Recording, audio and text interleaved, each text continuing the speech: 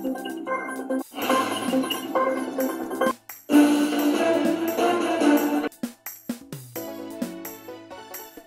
Oromoo Computer School akkam nagaa keessan jirtu ani nagaa kun jira. Rammoo Ingiliiffaan akkamiin nama haaraa tokko yoo wal argine akkamiin situation yookiin haala keessa jiru akkamiin waliif ibsina kan jedhu Ingiliiffaa waliin ilaalla. Agarumatti hordofaa. Subscribe, like, share gochuu immoo hin irraanfatina.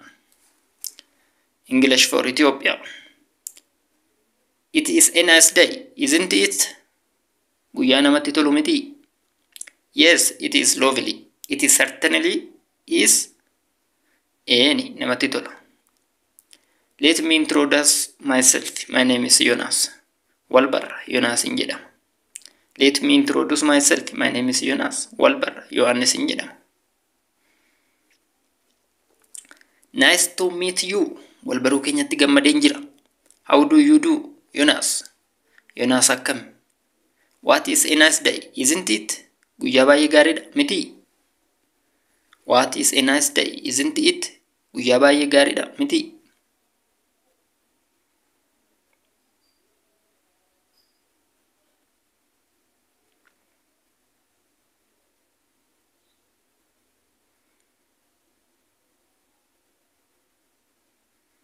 Yes, it is so nice.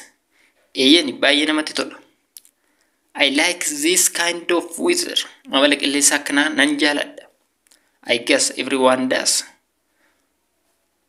Hunduu akka jaalatu tilmaama. I guess everyone does. Hunduu akka jaalatu tilmaama.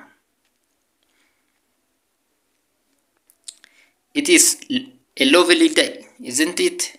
It is a lovely day, isn't it? Guyyaa bareedaadha miti? It is a terrible day, isn't it?